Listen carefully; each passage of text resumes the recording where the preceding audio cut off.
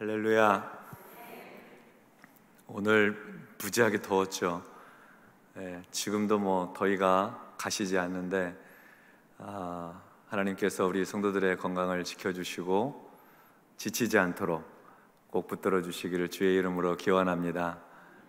곁에 계신 분들과 인사 나누겠습니다. 교회가 시원하네요.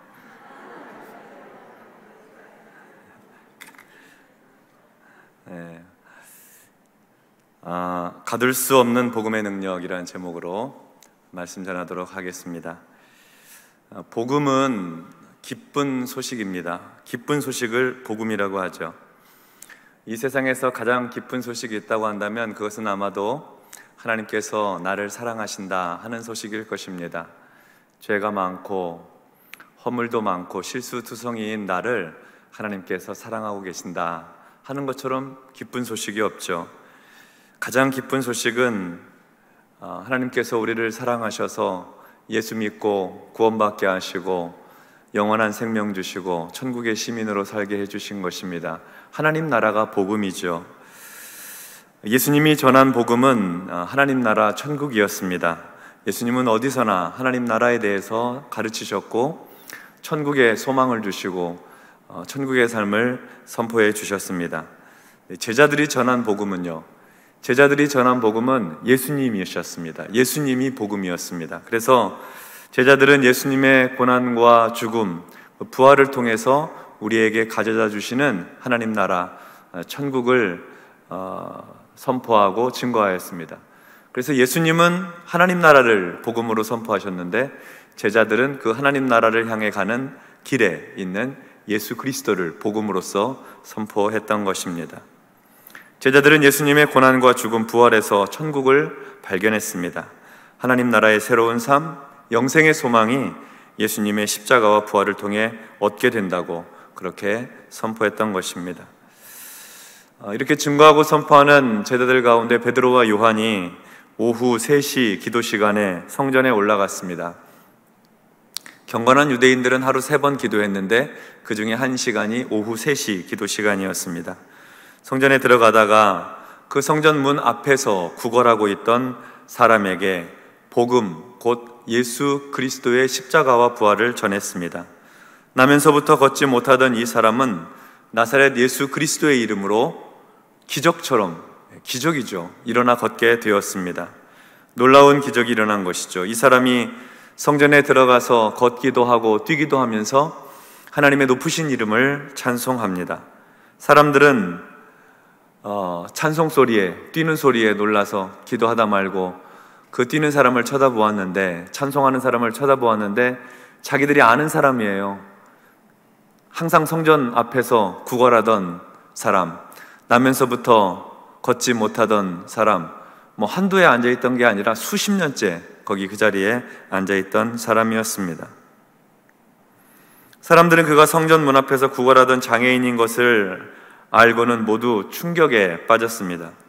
놀랍고 또 놀라운 일, 세상에 이런 일이 있을 수 있을까 하는 그런 기적을 보았습니다. 그래서 사람들은 그런 기적을 일으킨 베드로와 요한을 주목하여 보고 그들을 높이려고 했습니다. 베드로는 이때 사람들이 이 기적에, 또 기적을 베푼 자기들에게 관심 쏟는 것을 보고 그 관심과 영광은 주님께 돌려야 된다, 나사렛 예수 그리스도께 돌려야 된다, 주님을 향해 사람들이 마음을 쏟을 수 있도록, 집중할 수 있도록 이끌었습니다. 예수 그리스도가 메시아요 그리고 구원의 주님인 것을 선포하였습니다. 사도들이 증거하고 선포했던 것은 한결같습니다. 성령 충만한 그들이 전하였던 것은 벗어나질 않습니다. 예수 그리스도의 십자가 복음입니다. 어떻게 하면은 이 땅에서 잘 살 수 있을까, 건강할 수 있을까, 자식 성공할 수 있을까, 돈 많이 벌 수 있을까, 그런 얘기 한 게 아닙니다. 착하게 살 수 있을까, 보람 있게 살 수 있을까, 그런 얘기를 하지 않았습니다. 성령 충만한 제자들이 한결같이 증거한 말씀의 핵심은 예수 그리스도의 복음이었습니다. 예수 그리스도의 십자가와 부활이 그들이 증거하고 선포한 전부였습니다. 유대인들이 잡아서 십자가에 못 박아 죽인 예수가 하나님의 아들이었다는 것입니다. 하나님께서 그 예수를 죽은 자 가운데서 부활시키셨고 그리고 다시 사신 그 주님을 우리가 다 만났다는 거예요. 부활의 증인들이라고 자신들을 소개하고 있습니다. 그러면서 지금이라도 유대인들을 향해서 하는 말이죠. 지금이라도 회개하고 돌이키고 예수님께로 나아와서 죄를 자복하면 새롭게 되는 날, 죄사함 받으면 구원의 날이 이를 것이라고 했습니다. 그리고 모세가 말했던 바 나와 같은 선지자 하나를 하나님께서 일으키실 것인데 너희는 그의 말을 들을지어다 했던 그 모세와 같은 선지자, 바로 그 선지자가 누군가? 예수님이시라는 것입니다.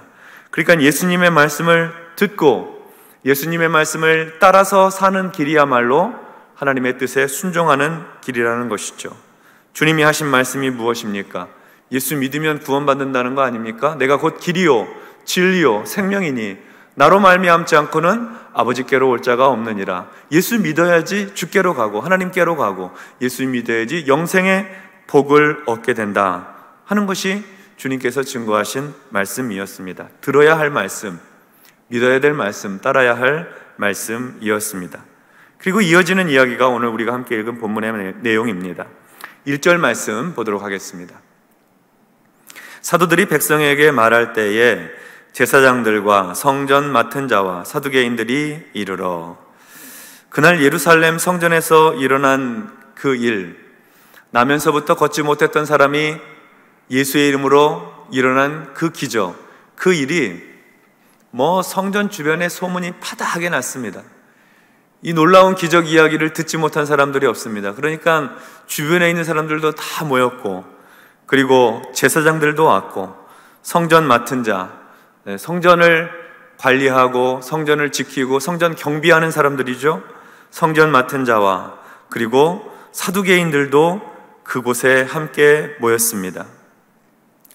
특별히 사두개인들은 유대 종파 가운데 바리새 종파와 함께 아주 중요한 그 주류 종교 단체인데요. 그 유대교의 한 분파인데요. 사두개인이라는 말은 다윗과 솔로몬 시대의 제사장이었던 사독에게서 유래했습니다. 사두개인들은 자신들이 사독 제사장의 계보를 잇는 사람들이다, 그렇게 믿고 있었던 것입니다. 사두개인들은 대부분이 아주 부유한 귀족 계층이었습니다. 그들 대부분은 제사장들이었고 그리고 예루살렘의 권력가들이었습니다.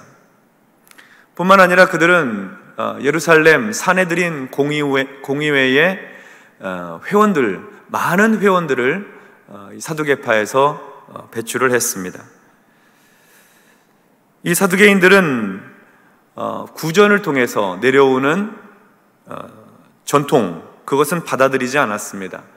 구전을 통해서 유대교가 수천 년을 거쳐 내려오면서 전해졌던 여러 구전 이야기들, 장로들의 전통, 습관, 전례, 관례, 이런 얘기들은 받아들이지 않았습니다. 그들이 받아들였던 것은 오직 모세오경, 모세가 전해준 5가지, 5성경, 창세기와 출애굽기, 레위기, 민수기, 신명기, 모세오경만을 하나님의 말씀으로 인정했습니다. 여기까지는 괜찮은데 사두개인들의 신앙의 가장 큰 문제는 모세오경을 기반으로 한 매우 현세적인 신앙생활을 했다는 데 문제가 있었습니다. 요즘 말로 하면은 아마 유물론적 신앙관을 가진 사람들이었다, 그렇게 표현할 수 있을 것입니다.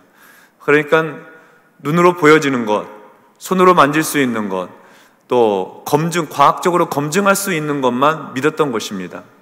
그러니까 이 사람들에게는 모세의 율법에 의해서 현실적으로 살아가는 삶에서 필요로 하는, 지켜야 하는 그런 그 법, 하나님 말씀, 그것만 받아들였지 영원한 세계에 대한 말씀이라든지 천사의 존재라든지 아니면 부활이라든지 이런 거는 전혀 믿지 않았던 것이죠.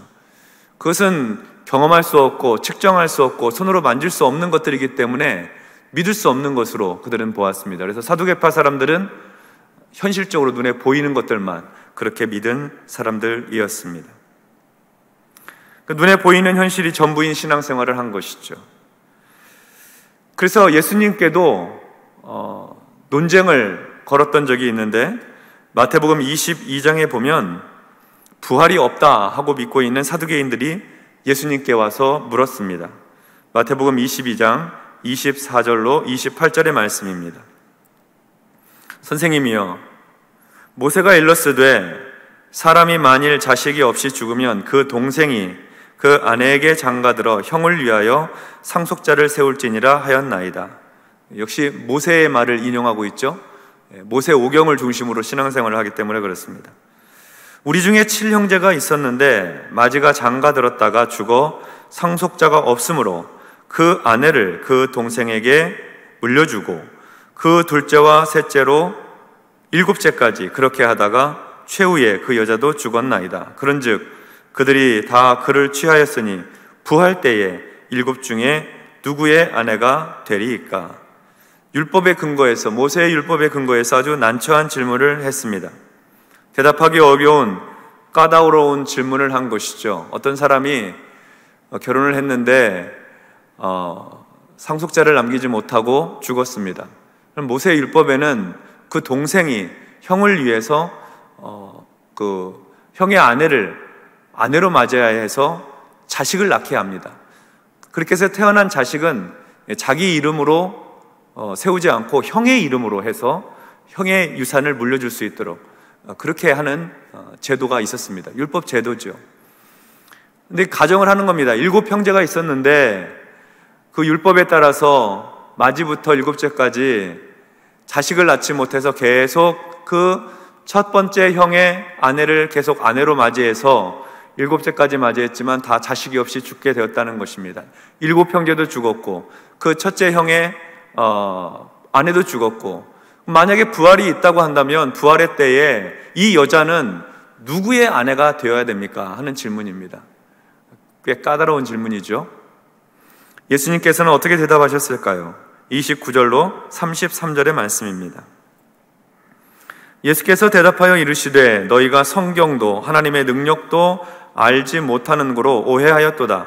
부활 때에는 장가도 아니가고 시집도 아니가고 하늘에 있는 천사들과 같으니라. 죽은 자의 부활을 논할진대 하나님이 너희에게 말씀하신 바 나는 아브라함의 하나님이요 이삭의 하나님이요 야곱의 하나님이로라 하신 것을 읽어보지 못하였느냐? 하나님은 죽은 자의 하나님이 아니요 살아있는 자의 하나님이시니라 하니 무리가 듣고 그의 가르치심에 놀라더라.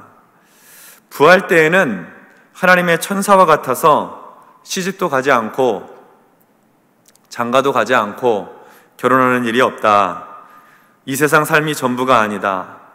죽은 후의 삶이, 부활의 삶이 있다. 너희가 율법에서 모세의 오경에서 계속 읽고 있는 하나님 소개하는 내용이 무엇이냐? 하나님은 아브라함의 하나님, 이삭의 하나님, 야곱의 하나님이라고 그렇게 일컬어지지 않느냐? 하나님은 죽은 자, 부활 없이 죽어버린 자의 하나님이 아니다. 하나님은 지금도 살아있는 자의 하나님이다. 아브라함과 이삭과 야곱이 죽어있는 게 아니라는 거죠. 살아있는 자의 하나님이다. 그러므로 부활이 없다 하는 그 사두개인들의 주장에 대하여서 영원한 세계가 있고 부활이 있고 그리고 영원한 세계에서의 일어나게 될 그런 변화, 우리가 천사와 같이 변화된다고 하는 것을 말씀해 주신 것입니다. 오늘 본문의 2절과 3절로 한번 돌아가 보도록 하겠습니다. 2절과 3절 말씀입니다. 예수 안에 죽은 자의 부활이 있다고 백성을 가르치고 전함을 싫어하여 그들을 잡음에 날이 이미 저물었으므로 이튿날까지 가두었으나. 이 사두개인들은 부활이 싫었어요. 부활 이야기가 싫었습니다. 근데 사도들이 증거하고 선포하고 있는 내용의 전부가 뭐라고 했죠? 예수님의 십자가와 부활이었어요. 예수님께서 십자가에 달려 죽으셨다. 너희 유대인들이 악한 사람들의 손을 빌려서 하나님의 아들이신 메시아이신 그리스도를 십자가에 못 박아 죽였다. 그런데 하나님께서 그를 다시 살리셨다는 거예요. 죽은 자가 부활했다는 겁니다. 그리스도가 다시 살아나셨다, 부활하셨다 하는 것을 계속해서 증거하니까 이 사두개인들이 싫어했습니다. 베드로와 요한도 백성들에게 예수님의 부활을 증거했죠. 사도행전 3장 15절에 보면 생명의 주를 죽였도다. 유대인들이 생명의 주를 죽였다는 겁니다. 그러나 하나님이 죽은 자 가운데서 그를 살리셨으니 우리가 이 일의 증인이라. 하나님께서 예수님을 다시 부활시키셨다 하는 것, 그 일에 우리가 증인이라는 것을 사람들에게 증거하였습니다. 죽은 자의 부활을 증거한 것이죠. 그러니까 죽은 자의 부활을 믿지 않는 사두개인들은 이렇게 예수님의 부활을 증거하고 있는 제자들이 탐탁지 않았습니다. 별로 듣고 싶지 않은 말, 동의하지 않는 말, 믿을 수 없는 얘기를 하니까요. 그래서 그들은 자신이 가지고 있는 권력을 가지고, 자신이 가지고 있는 이 제사장의 권력, 부유한 재물의 권력, 산헤드린 공의회 의원의 그 권력을 가지고 베드로와 요한을 붙잡았습니다. 성경에 보니까 시간은 이미 저녁이 되었습니다. 날이 저물었습니다. 그러니까 지금 오후 3시 기도 시간에 일어났던 이 기적 이야기가 날이 저물 때까지 계속되고 있는 것입니다. 사람들이 모여들고 베드로와 요한이 설교를 하고 예수 그리스도를 증거하고, 또 그 사이에 이 제사장과 성전 맡은 자와 사두개인들이 몰려들고 논쟁을 하고, 이런 일들이 저녁 늦게까지 이루어진 것이죠. 사두개인들은 베드로와 요한을 붙잡아서 그 다음 날까지 감옥에 가두어 놓았습니다. 늦은 밤에는 신문을 하거나 재판을 할 수 없었기 때문에 감옥에 가둔 것이죠. 사람들이 다 쳐다보았습니다. 베드로가 묶이고 요한이 붙잡혀서 감옥에 끌려가는 것을 사람들이 다 쳐다보았습니다. 이렇게 제자들을 가두어 두면 더 이상 예수님의 복음이 전파되지 않으리라고 사두개인들은 생각했겠지요. 적어도 복음을 전하고 있는 사람들에게는 상당한 압력으로 작용했을 것입니다. 쉽사리 복음 전하지 못하리라 생각했을 것이고, 또 예수 그리스도의 십자가와 부활의 복음을 들었던 사람들도 쉽게 회개하고 죄사함 받고 세례 받고 주님께로 돌아가지 못하리라 아마 그렇게 기대했을 것입니다. 4절 말씀을 보도록 하겠습니다. 4절 말씀입니다. 함께 읽습니다. 시작. 말씀을 들은 사람 중에 믿는 자가 많으니 남자의 수가 약 5천이나 되었더라. 아멘.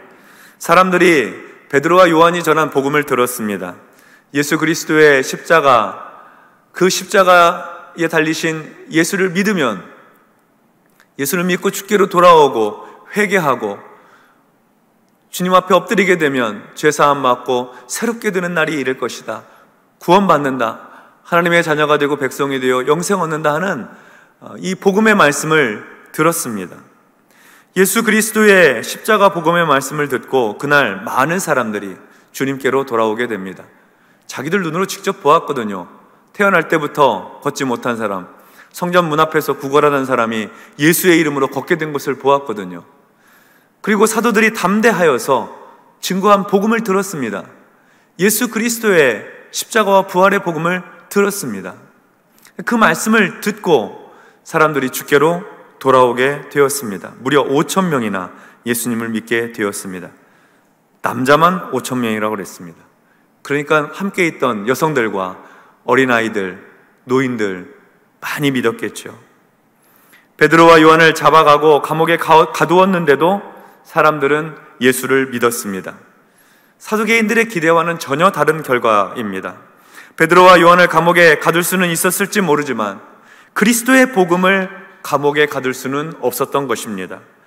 체포와 구금이 복음의 전진을 가로막지 못했습니다. 어떻게 사람들은, 복음 전하는 사람들이 붙잡혀가는데도 예수님을 믿게 되었을까요? 그것은 복음이 가지고 있는 능력 때문입니다. 예수 그리스도의 십자가와 부활의 복음에는 능력이 있습니다. 사람을 살리고 영혼을 구원하는 능력이 있습니다. 그 능력을 어떻게 사람의 힘으로 제한할 수가 있겠습니까?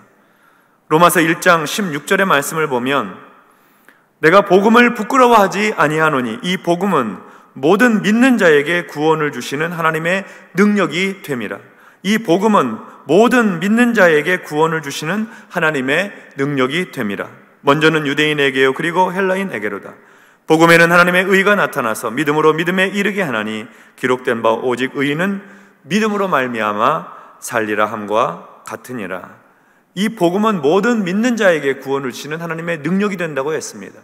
예수 믿으면 죄사함 받고 구원받아 하나님의 자녀가 되고 천국의 백성이 된다고 하는 이 복음의 능력, 이 하나님의 구원의 능력, 가로막을 수가 없다는 겁니다. 세상의 그 무엇도 복음이 증거되고 선포되는 것을 막을 수가 없어요. 하나님의 능력을 제한할 수가 없다는 것입니다. 그래서 복음은 감옥 창살로 가둘 수가 없는 것입니다. 바울도 복음 전하다가 감옥에 갇힌 적이 있습니다. 그러나 바울이 감옥에 갇혔을 때 복음은 더 왕성하게 전파되었습니다. 바울이 빌립보 교회에 보낸 편지를 보면 더욱 분명해집니다. 빌립보서 1장 12절로 14절의 말씀입니다. 형제들아, 내가 당한 일이 도리어 복음 전파에 진전이 된 줄을 너희가 알기를 원하노라. 여기서 당한 일이라고 하는 것은 감옥에 갇힌 일입니다. 이러므로 나의 매임이 그리스도 안에서 모든 시위대 안과 그 밖에 모든 사람에게 나타났으니 형제 중 다수가 나의 매임으로 말미암아 주 안에서 신뢰함으로 겁없이 하나님의 말씀을 더욱 담대히 전하게 되었느니라. 바울은 감옥에 갇혔을 때 시위대 안에서, 그 감옥의 안에서 간수들에게 복음을 전했습니다. 감옥에 함께 갇혀있는 죄수들에게도 복음을 전했습니다.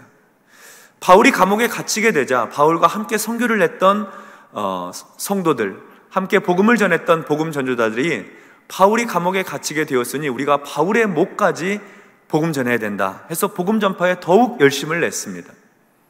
더 왕성하게 복음이 전파된 거죠. 뿐만 아니라 바울과 경쟁적으로 복음을 전하던 사람들이 있었는데, 이 사람들은 바울이 감옥에 갇혔으니 이 틈을 이용해서 우리가 더 열심히 복음을 전하자, 바울을 시기하는 마음으로, 경쟁하고 질투하는 마음으로 더 복음 전파에 열심을 냈습니다. 그러니까 바울은 자기가 당한 일이 오히려 복음 전파에 진전을 이루었다, 전진을 이루었다, 그렇게 고백하고 있는 것이죠. 바울을 가두었다고 해서 복음 전파가 제한된 것이 아닙니다. 하나님의 복음의 능력은 사람의 감옥의 이 창살과 사람의 제한으로 그렇게 막을 수 있는 것이 아닙니다. 이 세상 그 무엇도 복음을 가로막지 못합니다. 한때는 핍박과 박해로 복음을 전파하지 못하도록 막은 적도 있었습니다. 역사 속에서 한때는 성경을 불태워서 복음을 전파하지 못하게 막은 적도 있었습니다. 그러나 어떠한 핍박에도 어떠한 위협에도 복음은 중단 없이 전파되어 왔습니다. 온 세상을 향해 선포되었습니다. 코로나 상황이라고 해서 복음 전파를 중단할 수가 없습니다. 한국 사회가 기독교에 대해서 반대하고 거부한다고 해서 복음 전파를 멈추게 할 수도 없습니다. 복음에는 하나님의 구원의 능력이 담겨져 있습니다. 그래서 우리는 언제나 주의 복음이 전파되고 주의 복음이 선포되는 통로가 되어야 하는 것입니다. 때를 얻든지 못 얻든지 항상 그리스도의 십자가와 부활을 증거하는 증인들로 살아가야 하는 것이죠. 복음이 우리의 제한된 생각에 가두어지지 않게 하십시다. 복음이 이 세대에 멈추어지지 않게 하십시다. 하나님은 오늘도 주의 복음이 왕성하게 증거되고 선포되기를 원하십니다. 교회는 복음 전파의 사명을 끝까지 감당해야 합니다. 사도들이 그랬던 것처럼, 우리의 선배 신앙인들이 그랬던 것처럼 복음 전파의 사명을 감당해야 합니다. 사람들은 막아도 하나님은 전진시키십니다. 하나님께서 복음이 전파되도록 하세요. 하나님의 방법과 하나님의 능력을 따라서 복음이 선포되는 것이죠. 사람의 손을 사용하시고, 사람의 헌신된 마음을 사용하시고, 사람의 충성된 믿음을 사용하셔서 하나님은 하나님의 일들을 오늘도 이루어 가시는 것입니다. 베드로와 요한처럼 어떠한 제약과 위협과 제한에도 두려워하지 아니하고 하나님이 내게 주신 사명, 복음 전파의 사명을 우리 평생에 감당해 갈 수 있기 바랍니다. 우리 가족에게 증거하고 내 직장의 동료들에게 전하고 내 친구와 이웃에게 복음을 전하는 것입니다. 내 입은 짧습니다. 내 말과 언어는 제한이 있습니다. 그러나 우리가 하나님 앞에 쓰임받기를 소원하면 하나님께서는 제한 없이 능력 있게 우리를 사용해 주시는 것입니다. 그날 예수를 믿고 돌아온 사람들이 5,000명이나 되었다니까요. 그날 한번 하나님께서 일으키신 그 기적의 역사를 통해서, 선포된 말씀을 통해서 제한 없이 그러한 일들이 이루어졌던 것입니다. 복음 전파뿐만이겠습니까? 하나님께서 우리에게 부어주시는 은혜와 축복도 제한 없이 허락해 주시는 것입니다. 사람들이 다 안 된다고 하는 일에 하나님께서 능력과 은혜를 베풀어 주시면 되는 것입니다.